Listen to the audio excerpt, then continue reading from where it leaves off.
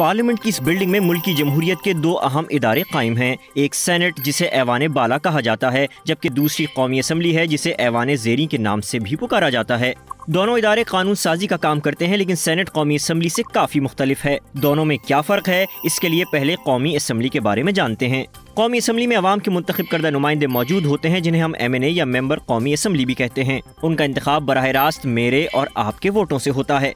कौमी असम्बली का सेनेट से सबसे अहम फ़र्क यहाँ सूबों को मिलने वाली नशिस्तें हैं, जो कि आबादी के हिसाब से दी जाती हैं। मसलन इस वक्त कौमी असम्बली की कुल नशिस्तें 342 हैं, जिनमें 272 जनरल हैं। इन नशिस्तों में पंजाब चूँकि सबसे बड़ा सूबा है, इसलिए उसे आबादी के लिहाज से 148 जनरल नशिस्तें हासिल हैं, जबकि बलोचिस्तान कम आबादी के बाइस ऐवान में सिर्फ 14 जनरल नशिस्तों पर नुमाइंदगी रखता है। यानी कौमी असम्बली में किसी भी कानून साजी में एक बड़े सूबे की राय छोटे सूबे की राय पर हावी हो सकती है। ऐसे में सेनेट अपना किरदार अदा करती है।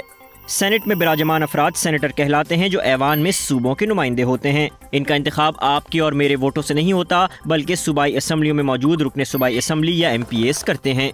सेनेट में सूबा छोटा हो या बड़ा, सबको बराबर नुमाइंदगी हासिल होती है, जिसके बायस कौमी हम आहंगी और बराबरी को फरोग मिलता है। मसलन सेनेट की कुल नशिस्तें 104 हैं, जिनमें 66 जनरल, 17 खवातीन, 17 टेक्नोक्रेट्स या उलमा, जबकि 4 नशिस्तें अक़लियतों की होती हैं। हर सूबे को 14 जनरल, 4 खवातीन, 4 टेक्नोक्रेट्स या उलमा और 1 अक़लियत की नशिस्त दी जाती है।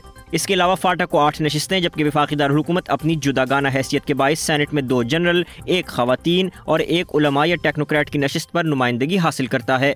सेनेट के क़याम का फ़ायदा यह है कि अगर कौमी असम्बली से कोई बिल वाज़ेह अक्सरियत से मंजूर हो जाता है और छोटे सूबों को लगता है कि उसमें उनका मौक़िफ़ शामिल नहीं हुआ, तो सेनेट में वो सूबे मसावी नुमाइंदगी होने के बायस इस बिल को रोक सकते हैं और अपना मौक़िफ़ शामिल करवा सकते हैं।